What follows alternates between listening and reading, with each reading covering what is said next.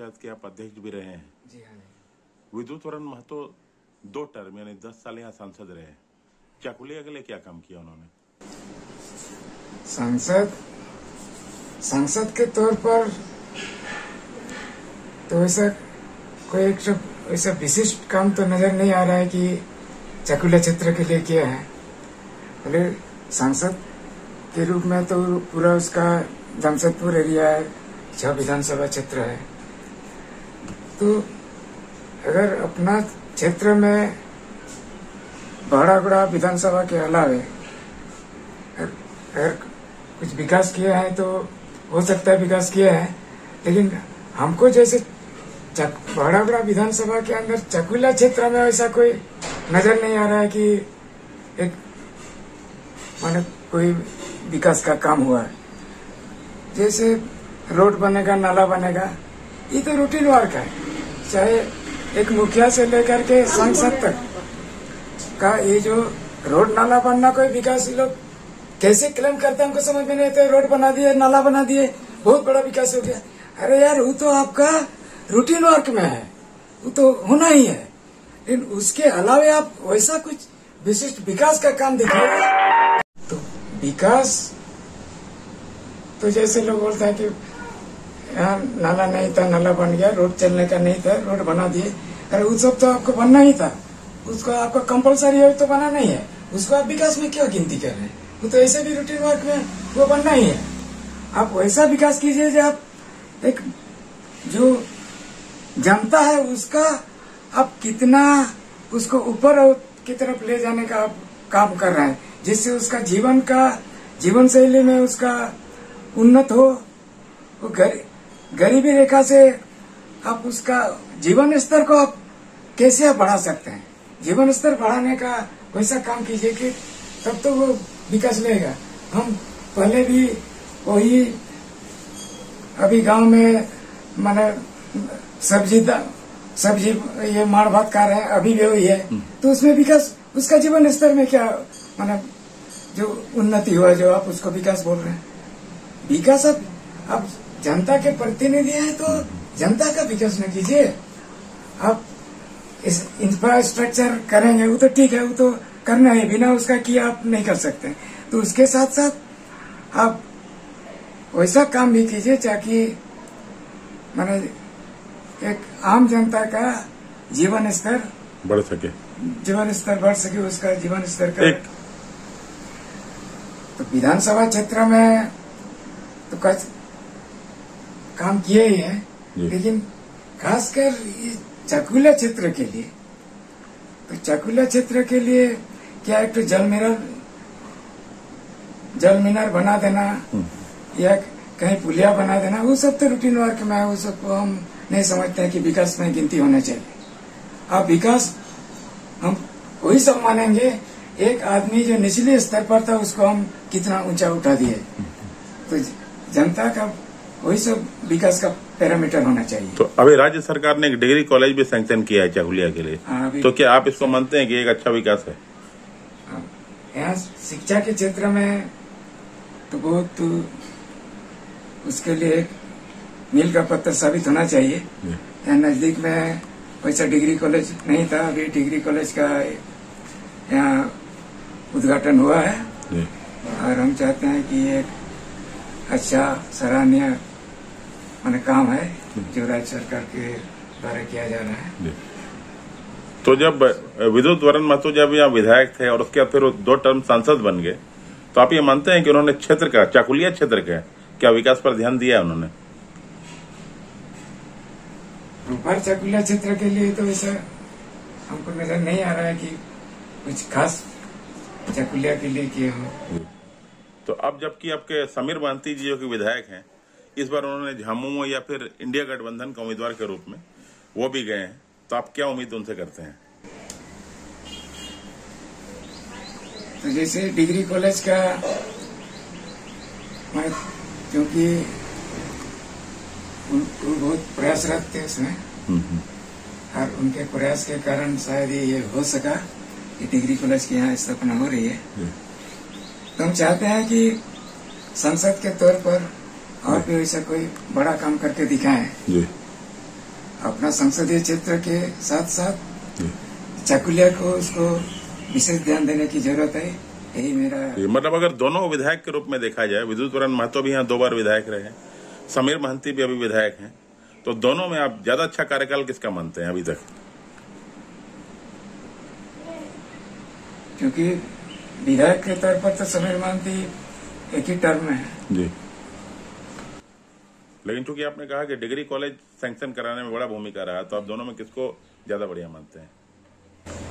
तो अगर आदमी के तौर पर, जैसे आदमी के तौर पर तो दोनों ही मिलनसार आदमी हैं, लेकिन अगर हम उसमें थोड़ा सा पैरामीटर देखेंगे तो हमको लगता है कि समीर महंती ज्यादा बेटर है, इस जनता के साथ उनका लगाव रहा है। तो क्या आपको लगता है कि अगर वो सांसद बनते हैं तो चाकुलिया पर ध्यान देंगे? मेरा तो उम्मीद है कि एकदम ध्यान देना चाहिए, क्योंकि जिस विश्वास के साथ उनको विधायक बनाया गया था और जनता का अगर सांसद बनते हैं तो वही विश्वास उस चाकुलिया की जनता या इस संसदीय क्षेत्र की जनता उस पर विश्वास भरोसा, मतलब उम्मीद में मुख्य रूप से औद्योगिक, क्योंकि नगर पंचायत बन गया है, लेकिन जैसे काजू का प्रोसेसिंग प्लांट नहीं है, और क्या क्या समस्या है मुख्य रूप से यहाँ? वैसे कुछ पहले जैसे चाकुलिया में चावल मिल बहुत सारे थे, वो सब करीब बंद करके आधा हो गए, साबुन फैक्ट्रियां चल रही है, लेकिन यहाँ वैसा रोजगार का वैसा मतलब खेती बाड़ी छोड़ करके गांव वालों का रोजगार का वैसा कुछ व्यवस्था नहीं हुआ कि कोई छोटा मोटा भी इंडस्ट्री टाइप का, जैसे काजू का प्रोसेसिंग प्लांट वो सब भी हो जाता, या जैसे मनुष्यमुड़िया में बांस का प्रोसेसिंग प्लांट करके उसका बहुत सारे बांस द्वारा जो भी फर्नीचर या बहुत तरह का मैंने बन सकता था, वो सब भी शुरू हुआ था, शायद फिर वो बंद हो गया। मतलब केंद्र की कोई योजनाओं का ज्यादा लाभ नहीं मिला है चाकुलिया को? केंद्र की योजना का तो ऐसा कुछ मेरे नजर में लाभ नहीं लग रहा है। और नगर पंचायत जो बना उसका कितना विकास हो रहा है नगर पंचायत से? नगर पंचायत भी तो इसका 2 टर्म, तीसरा टर्म होता, अभी इलेक्शन नहीं हुआ, कोई सही तरीके से वैसा खास विकास नहीं हुआ। अभी जो जलापूर्ति का हुआ, ये जलापूर्ति हुआ, रोड नाला, लाइट वगैरह, ये सब तो जैसे हम लोग देखते हैं अभी नगर पंचायत में गंदगी का बहुत ज्यादा अंबार है अलग अलग जगह, तो क्या काम हुआ इस पर? माने गंदगी के हिसाब से माने ये लोग, चाहे ये प्रतिनिधि लोग हों या सरकारी अधिकारी, जो ये लोग रिपोर्ट करते हैं, अरे मैंने गंदगी जब है तो आपको 100% कहाँ से आप मैंने स्वच्छ कर दे रहे हैं? ये सब तो सरासर मैंने धोखाधड़ी है, ये झूठ बात है।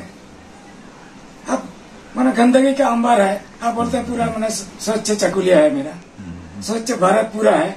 अब मैंने ये ओपन एड मैंने ये अभी बाहर में जो मैंने शौच करते हैं, वो कहाँ से 100% मैंने ये हो गया, बाहरी शौच बंद हो गया? कहीं भी नहीं हुआ ये चाकुलिया। अच्छा श्रीनाथ जी, एक बात बताइए, जो साबुन फैक्ट्रियां जो चल रही है और उनके द्वारा जो प्रदूषण फैलाया जा रहा है, तो उसमें क्या एक्शन ले रही है नगर पंचायत? नगर पंचायत को 1-2 बार कोशिश किया गया था शायद, मैंने जिनका मिल मालिकों को नोटिस दिया गया, तो वो लोग तो ठीक है प्रदूषण ठीक कर देंगे, प्रदूषण नहीं निकलेगा। तो आप जब नगर पंचायत अध्यक्ष थे तो क्या इस तरह का कुछ कार्रवाई की बात सामने आई थी साबुन मालिकों के खिलाफ?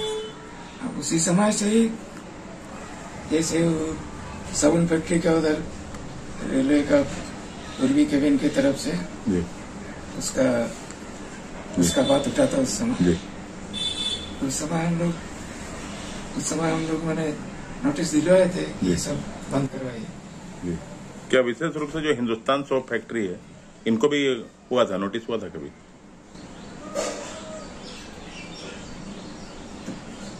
मैंने वो वाला तो जी मैंने उन्हीं का ये हिंदुस्तान का ही जी। ये से उन्हीं जी का था। जी जी। तो अभी भी वो जारी है, ठीक नहीं हुआ है? वहीं कोई व्यवस्था नहीं किया गया रोकने के लिए?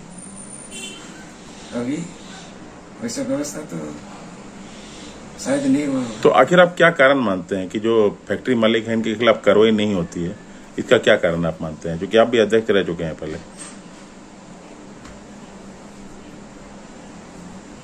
इसमें अगर कार्रवाई तो आप उसका ये कीजिए ना, उसका जो